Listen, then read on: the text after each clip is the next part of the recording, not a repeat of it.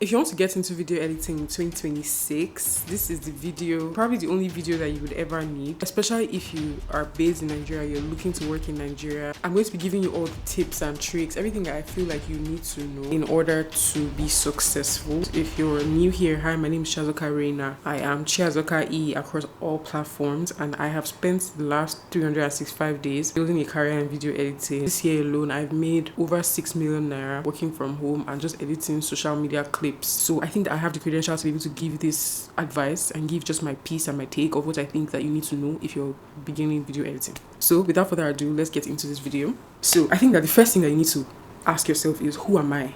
Because one, video editing is a lot of work. You have to be editing in a niche that you are comfortable editing in, so that it doesn't feel like it's so strenuous and it's a lot of work, because on its own it's already a lot of work. Even when you find yourself in a niche that is very comfortable, it's still a lot of work. How much more if you find yourself in a niche that is not comfortable? What kind of videos do I like to edit? What kind of problems do I want to solve with edits, right? Who am I supposed to be editing for? Who are my preferred clients? For the greater part of 2025, I worked mostly with moms, and I realized that I really enjoyed editing like mom style videos, enjoy editing mom style content. So that can be your niche. You can decide that you want to niche down to anything that you think you enjoy editing. I will beg you right now, choose it, stick to it. It can even be a mix of niches, right? It doesn't have to be one specific thing. Talking head videos, adverts, promotional videos, things that people use to run ads. Those are like more serious. So you can decide, oh yeah, that's what I want to edit. So really sit down and think about what kind of content do you consume, and just stick to that. That's my first piece of advice.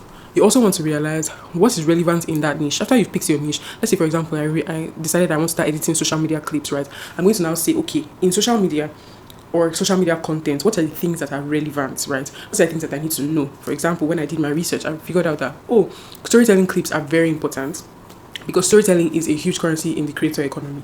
Okay, I also need to understand hooks, how to hook my audience in, what makes people stay through to watch from the beginning of a video to the end of a video. Those are things that are relevant and super important in my niche, right?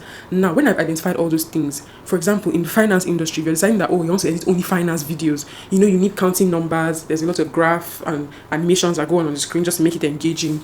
That's usually how finance kind of videos go. So you have to think, okay, where do I get assets if these are things that are important? For social media clips, how do I learn about storytelling? Do I need to conduct research? Go on Instagram, TikTok, look at creators whose videos have so many views in the niche that you've decided that you want to stick to, and analyze those videos. Watch them from beginning to end. Download them even. There's so many websites that help you download Reels and TikTok videos to your phone so that you can have them to use and even have them to save so you can replicate those particular edits in the future. You get? So you have to analyze those videos like, okay, what made this video have 200,000 likes? What made this video have 3.8 million views? Is it because of the way she spoke? Is it because of the text, the way the text came on the screen? Is it because of the angle that she shot that? You have to do this analysis. I will probably leave a link down below because I have a 90-day plan / roadmap that I think every editor needs. If you're a beginner video editor and you're looking to get into the field in 2026, you need that plan. I'm going to link it down below because it will literally take you from week 1. What are you supposed to do in week 1 when we're starting this journey? Remember, it's for 90 days, which is 12 weeks. Week 1, what are you supposed to be doing? What are the questions you're supposed to be asking yourself? How do you conduct research? 2, what are you supposed to be doing? What are the questions you need to ask yourself?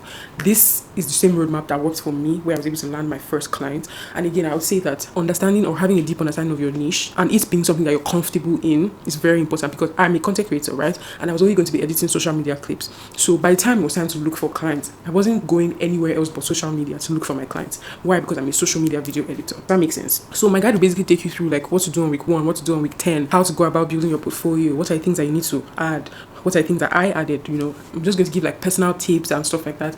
Just take you from your journey from when you start, how to build a portfolio, what are the important things that you actually need to learn. Because in video editing, trust me, there are so many skills, but not all of them are important for you to be able to land your first clients. Remember, as a beginner video editor, barrier for entry should be as low and as seamless and as easy as possible.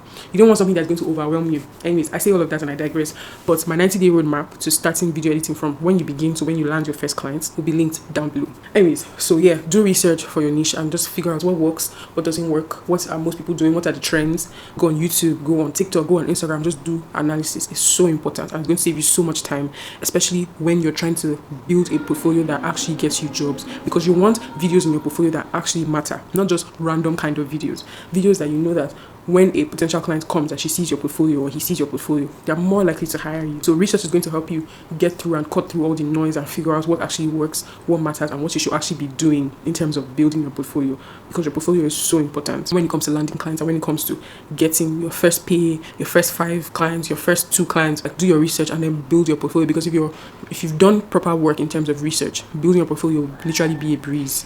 And also, I think that something that's very important that I would advise is that when you're building your portfolio, don't try to be unique or creative. Remember you're a beginner, right? You're not trying to bring new ideas. Look for videos that are impressive that you watch and say, if I saw this video in my video editor's portfolio, I'm more likely to hire them. And just take that and replicate it. The thing with editing is that a lot of times you don't necessarily need to do something grand or like so amazing to be able to land clients. No, it's in your ability to be able to intelligently replicate the things that worked for other creators. You see the way that they executed it, record it or save it on your phone and replicate it. Maybe use different raw clips or use different raw files. You can even bring ideas and strategies and effects and just really cool things from other niches and bring it to your own niche and put it there, and it will slap just as hard. So you just have to be very intelligent in your approach. You have to be very, very intelligent in your approach. You have to be very, very intelligent in your approach. Build your portfolio with sense. You don't just put anything there.